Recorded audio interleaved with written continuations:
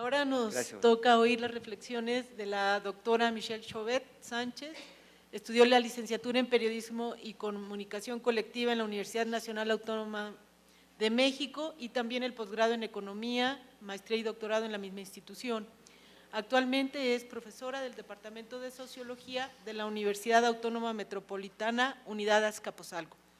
Desde 2011 recibió el nombramiento de profesora distinguida en la UAM. En revistas científicas y capítulos de libro. Bienvenida. Sí, perdón.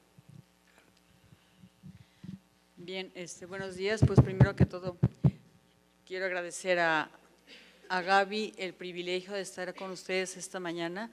Cuando revisé yo los números, el libro y la cantidad de autores que publicaron en el libro, digo, bueno, pues agradezco que me hayan considerado para poder estar esta mañana recordando a José Luis y agradeciéndole sus enseñanzas, ¿no? Traigo unas imágenes que quisiera proyectarles y me voy a, si el micrófono me lo permite, me voy a parar. Entonces, ayer decía el maestro Benítez que él había sostenido una polémica con José Luis en cuanto al concepto de lo que era seguridad nacional y que él tiene un concepto más restringido y que José Luis tenía un concepto amplio. Gracias a ese concepto amplio de seguridad nacional es que yo pude participar en el libro. Entonces, agradezco y coincido con José Luis en cuanto a esta definición que ahorita les voy a mostrar. En aquella ocasión el capítulo se tituló Bioseguridad y Seguridad Alimentaria, Políticas Inaplazables. Y entonces, igual que Rosalvina, releí el trabajo y encontré que desafortunadamente algunas cosas no han cambiado, sino que han empeorado, pero también al igual que Rosalvina soy optimista y les traigo en qué cosas se ha mejorado. La siguiente, por favor, Gaby.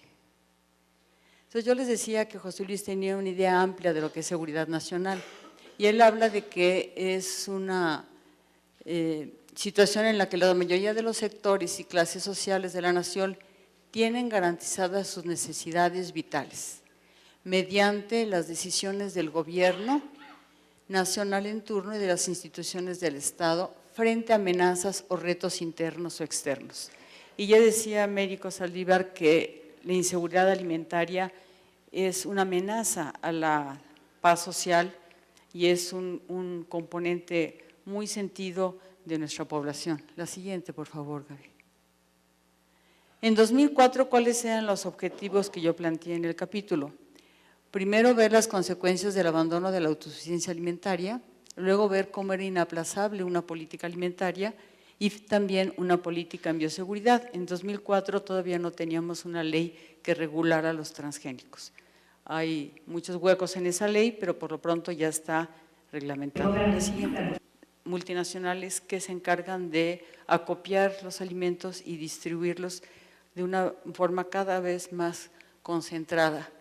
Y se ha llegado a establecer que podrían ser nada más 5 compañías las que nos llenan los alimentos y las medicinas en un futuro.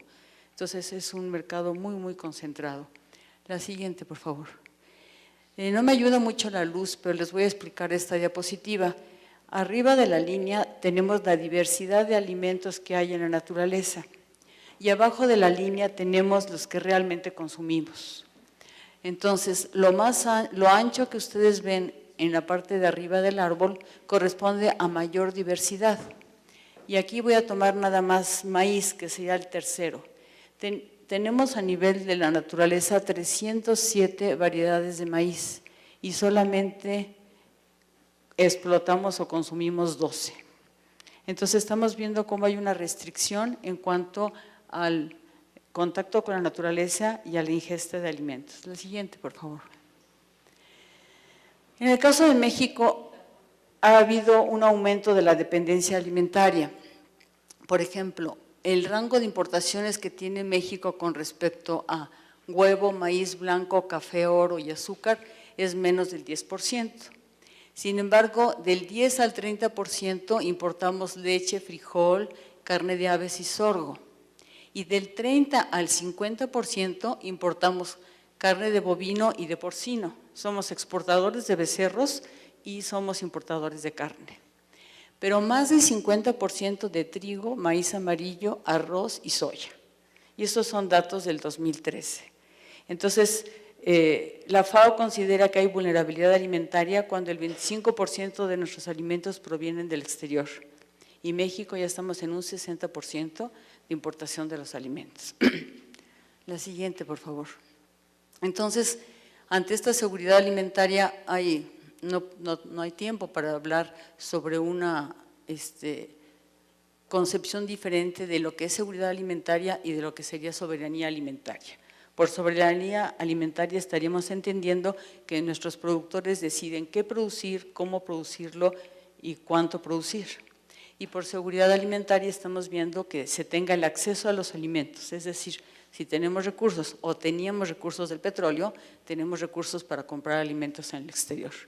Entonces la política económica, como ya decía Américo Saldívar, se ve en ventajas comparativas y entonces comprar en el exterior nuestros alimentos, pero eso se convierte en una arma en el sentido de que se puede doblegar a las poblaciones y a las personas a través del alimento. Entonces hay una vulnerabilidad doble, en el sentido de que hay un abandono de las políticas de abasto vía mercado interno, es decir, se desmantela la estructura productiva y entonces ya no tenemos manera de reaccionar ante un aumento de los alimentos en el mercado mundial con producción interna. Y la otra en el hecho de que las políticas sociales como Pronasol, Progreso, Oportunidades y ahora la Cruzada contra el Hambre nos están marcando que ni siquiera se está promoviendo el consumir lo que esas comunidades tienen. Los comedores comunitarios de la Cruzada contra el Hambre, quienes cocinan la comida son soldados, es el ejército.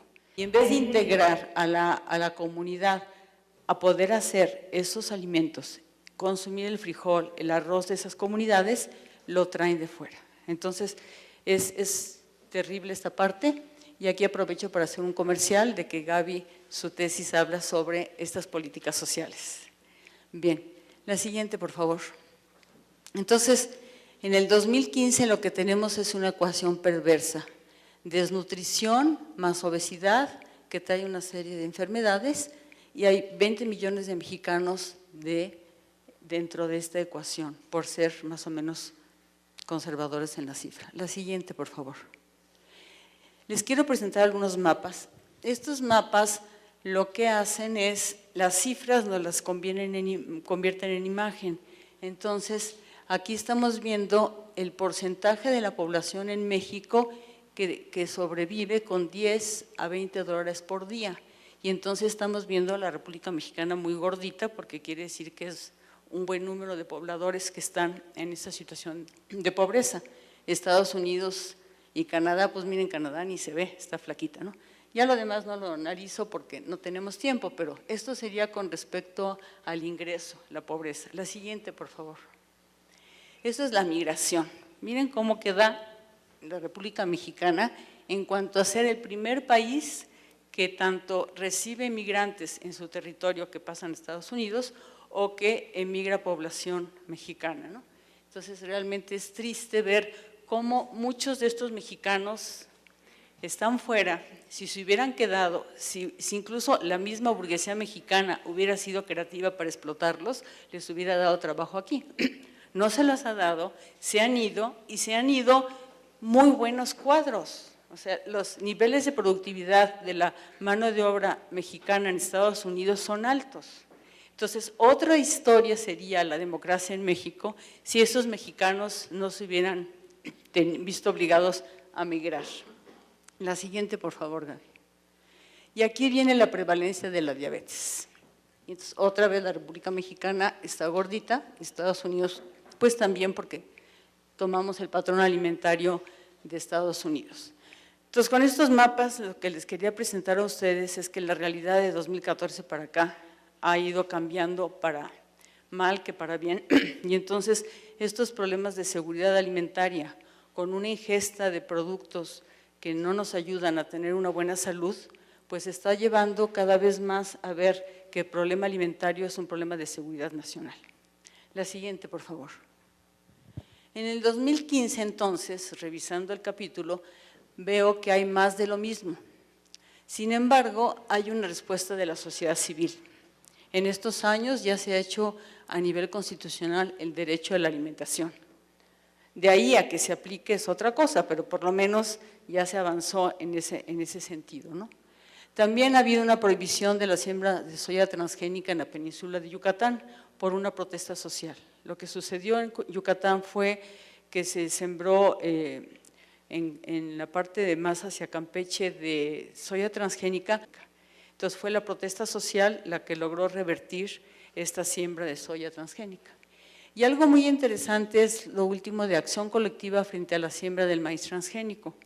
Revisando el capítulo de hace 10 años, me encontré que yo cité a un autor en una cita a pie de página diciendo que la única forma de poder darle otro giro a la biotecnología y a la bioseguridad era a través de la acción colectiva. Ahí se hablaba de acción colectiva en término más genérico. Pero lo que ha pasado en México en 2012 fue que se estableció por parte de ciudadanos y sociedad civil una acción colectiva, que es algo nuevo en nuestra legislación, para poder organizarse los ciudadanos y detener la siembra del maíz transgénico. El maíz transgénico ha estado ya, pasó la prueba piloto, pasó la experimental, luego la piloto, y estamos en la pausa, en el stand-by, de decidir si se pasa a una siembra comercial. El problema es que si pasa a una siembra comercial ya no hay vuelta atrás. Los genes se dispersan en el medio ambiente y si la cosa no funciona o las empresas ya no tienen que rendir cuentas, ya tienen la autorización. Entonces es muy delicado la decisión que se llegue a tomar y es muy importante esta acción colectiva, con lo cual este año se cumplirían 12 años de estar resistiendo ante la siembra del maíz transgénico. La siguiente, por favor. Esta es la campaña Sin Maíz No Hay País y las diferentes organizaciones que han estado trabajando en esto. La siguiente, por favor.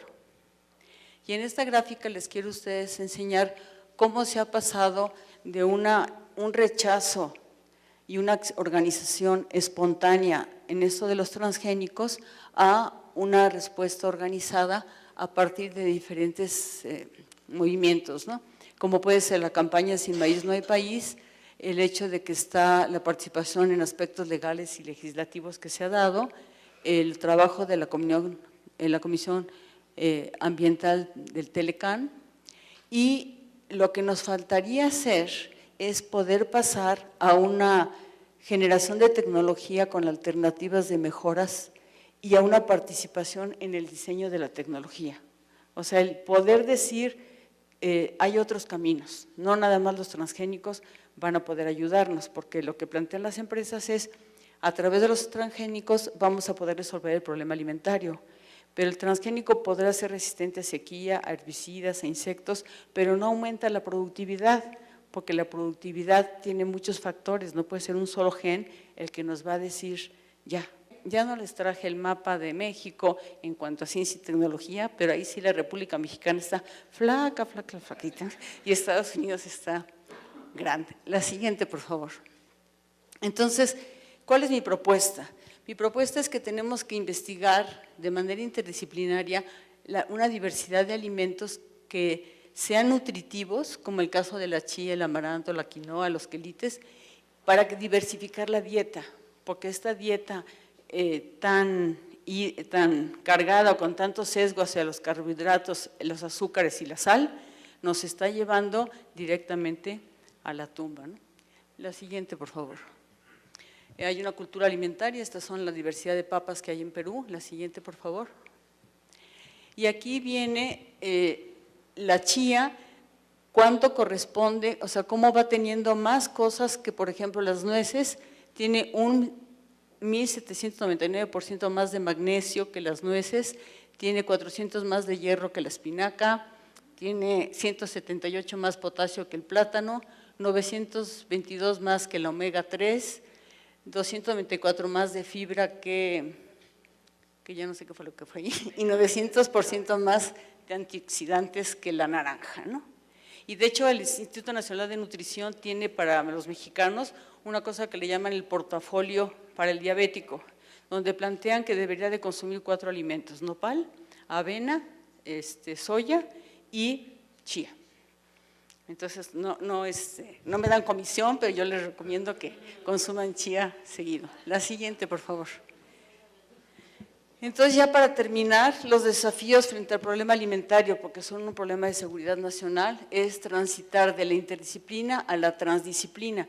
Y por transdisciplina estoy entendiendo el tomar en cuenta a los beneficiarios o a los afectados de las políticas.